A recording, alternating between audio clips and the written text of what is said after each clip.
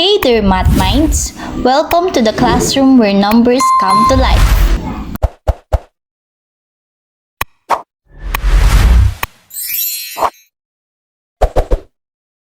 Good day, math minds! For today's video, we will talk about my geometric model, which is snowflake algebra. By the way, I am Ariane Kyla Paigane from BSN Math 3B. Snowflake algebra. Snowflake algebra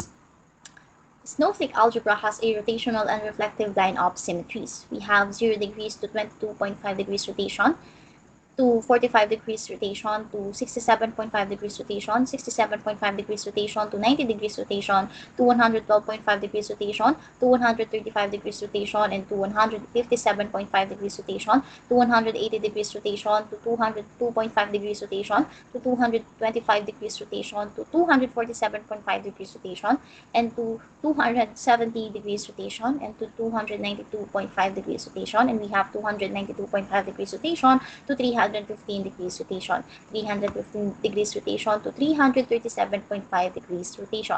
For the reflective line of symmetries, we have vertical line, horizontal line, left diagonal, and right diagonal.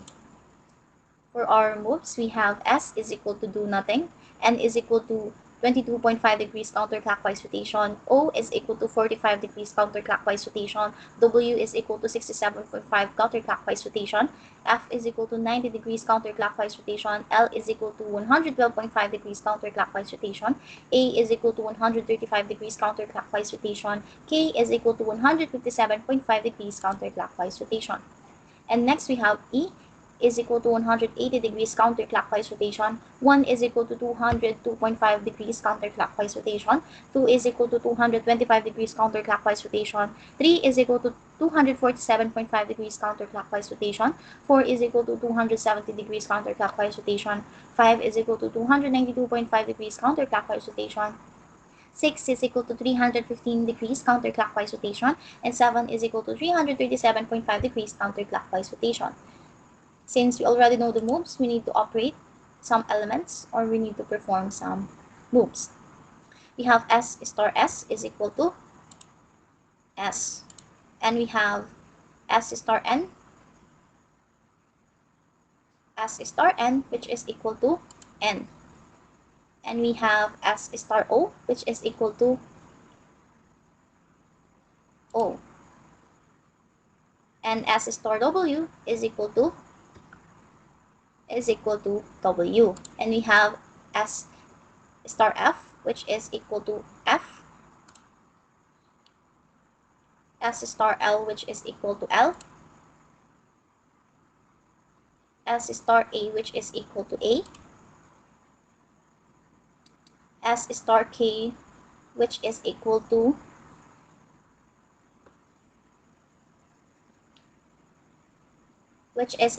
K, and we have S star E which is equal to E, and we have S star 1 which is equal to 1, S star 2 which is equal to 2, S star 3 which is equal to 3, S star 4 which is equal to 4, S star 5 which is equal to 5, S star 6 which is equal to 6, S star 7 which is equal to 7, and here is the table of results.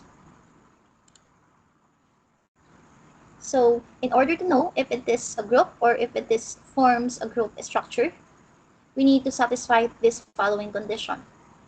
It must be closed, it must be associative, has an identity element, and has an inverse element for all. First question, is it close?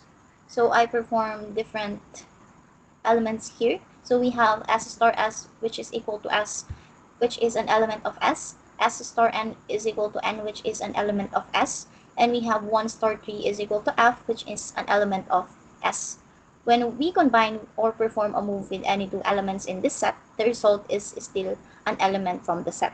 Therefore, the set is closed. Next, it is associative. To check the associativity, we need to rotate the table into 180 degrees. And as you can see, we already rotated the table, or we already flipped the table into 180 degrees. And since the table is not the same as the original one, we need to rearrange the column and the row. So first, we need to change column 15 to 1, change column 9 to 7, change column 14 to 2, change column 13 to 3, change column 12 to 4, change column 11 to 5, change column 10 to 6,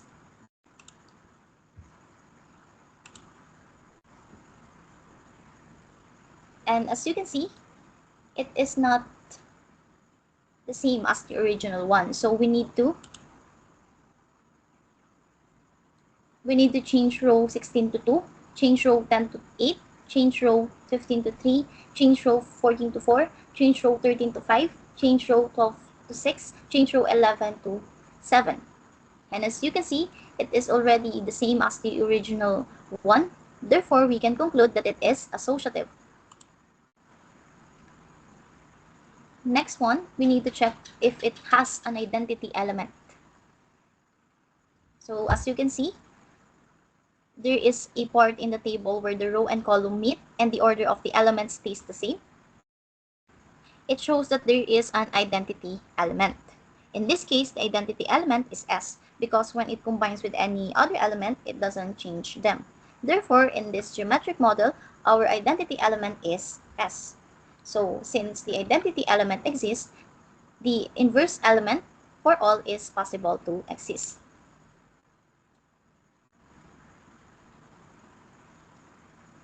So in order to find the inverse of each element, we need to identify the identity element on the table. As you can see, the identity element for each row are highlighted.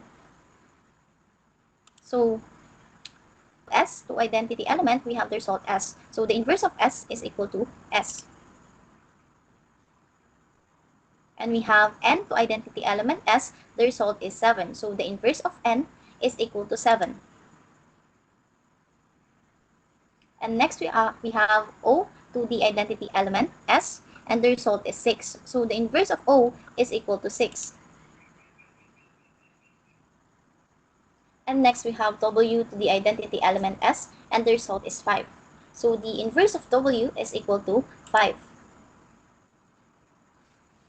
And next we have F to the identity element S, and the result is 4. So the inverse of F is equal to 4. And next we have L to the identity element S, and the result is 3. So the inverse of L is equal to 3. And next we have A to the identity element S, and the result is 2. So the inverse of A is equal to 2. And next we have K to the identity element S, and the result is 1. So the inverse element of K is equal to 1.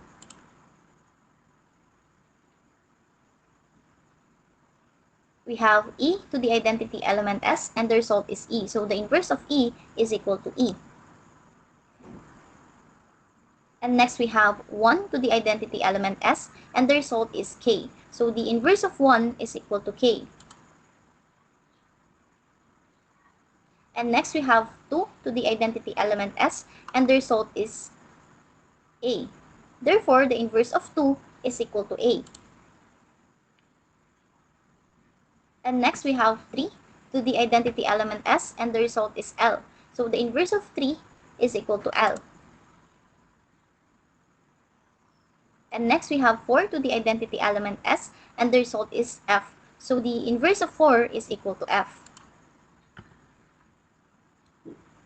And next we have 5 to the identity element S, the result is W, so the inverse of 5 is equal to W. And next we have 6 to the identity element S, and the result is O. So the inverse of 6 is equal to O. And for the last one, we have 7 to the identity element S, and the result is N. So the inverse of 7 is equal to N. And now we can conclude that our geometric model is closed, associative, has an identity element, has an inverse element for all. Therefore, the geometric model snowflake algebra forms a group structure. That's all for today, Math Minds. Thank you for listening. See you next time!